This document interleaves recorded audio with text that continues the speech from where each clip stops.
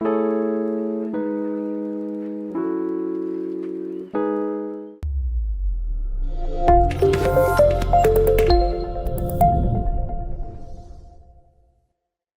Doctor Narendra Singh, orthopaedic surgeon, Noble Hospital Bhopal. आज हम एक बहुत ही कॉमन समस्या पर बात करेंगे जो कि बहुत ज़्यादा प्रिवलेंट है। एक एज के बाद लगभग सभी लोग उससे किसी न किसी स्टेज में पीड़ित होते हैं। वो है ऑस्टियोआर्थराइटिस, विशेष रूप से घुटने के जोड़ों की ऑस्टियोआर्थराइटिस। घुटने के जोड़ शरीर में इस तरह के जोड़ होते हैं कि चलते समय सबसे ज़्यादा लोड उन्हीं जोड़ों पर आता है और कोई भी काम करते समय उन जोड़ों की ज़रूरत ज़्यादा पड़ती है। तो कुदरत ने जो जोड़ बनाए हैं घुटनों के, उसमें इस तरह की व्यवस्था की है कि उन जोड़ों पे घिसाव कम से कम आए और वो लंबे समय तक चलें। इसके लिए जो जोड़ों की जो सतह होती है, जिसे आर्टिकुलर सरफेस कहते हैं मेडिकल की भाषा में, उसके ऊपर एक कुशननुमा गद्दी जैसा पार्ट होता है जिसे मेडिकल की भाषा में कार्टिलेज कहते हैं। यह उस पर आए हुए जोड़ पर आए हुए घर्षण को रोकता है, जिससे जॉइंट्स डैमेज होने से बचते हैं।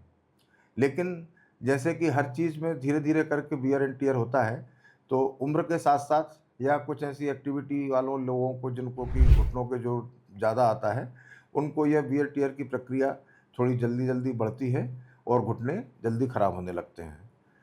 अब इसमें प्रश्न यह उठता है हर आदमी के मन में कि अब इसका उपचार क्या है।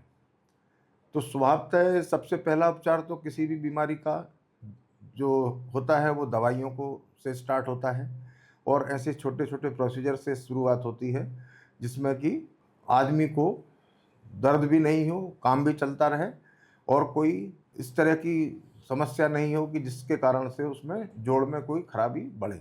लेकिन इसको लेकर कुछ भ्रांतियां हैं लोगों में। उसमें उनको ये लगता है कि हमें सर्जरी अब करानी चाहिए या नहीं करानी चाहिए। तो जब भी कभी इस सर्जरी की बात उठती है तो उसमें एक सबसे पहला प्रश्न तो यह उठता है कि उस मरीज की उम्र कितनी है।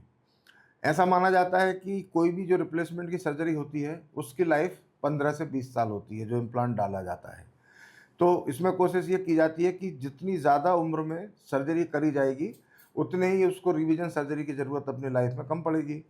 तो जैसे मान लीजिए अगर कोई पेशेंट है जिसकी कि उम्र 60-65 के से ज़्यादा हो चुकी है और अब उसका दर्द उसको सहन नहीं कर पाता या रेस्टिंग पेन की स्थिति आ गई है, तो ऐसी स्थिति में उसको सर्जरी से परहेज नहीं करना चाहिए। इसमें सर्जरी कराने में कोई उसको नुकसान नहीं है।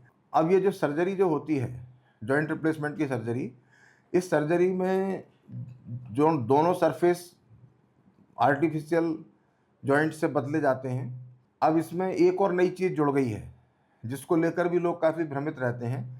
अभी आजकल क्या है, विज्ञापन की दुनिया है और तरह तरह के एडवांसमेंट आ रहे हैं और तरह तरह के ऑपरेशंस की प्रक्रियाएं स्टार्ट हो रही हैं।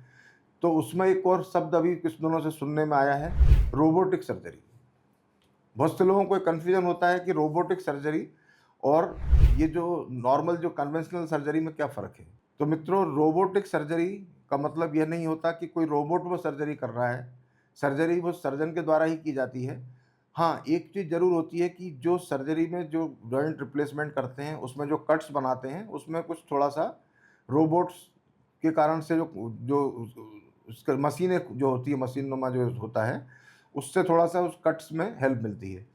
लेकिन जिस तरह से उसको भ्रमित किया जा रहा है कि नहीं रोबोटिक सर्जरी में के बहुत ज़्यादा ही फायदे हैं, ऐसा कहीं कुछ नहीं है। Normal surgeon, experience surgeon ultimately इस सर्जरी को बहुत अच्छे से परफॉर्म करते हैं और यह सर्जरी कॉमन होने के साथ साथ ज़्यादा प्रचलित होने से करने वाले सर्जन्स भी काफ़ी बढ़ गए हैं।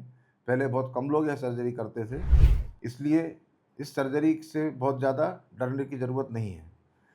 और ऑस्टियोआर्थराइटिस जो बीमारी है, इस बीमारी जो इस तरह की होती है, इसको एक्चुअली मेडिकल की बीमारियों के हिसाब से ऐसा नहीं बोला जाता। जैसे कुछ बीमारियां होती हैं जो लाइफ थ्रेटनिंग बीमारियां कहलाती हैं, जैसे कि कार्डियक कोई बीमारी हो जाती है, ये हो जाती है। तो ये एक तरह से ये लाइफस्टाइल डिसीज है, मतलब इस बीमारी में कोई ऐसा खतरा नहीं होता एक्सेप्ट कि आपको डिस्कम्फर्ट फील होगा।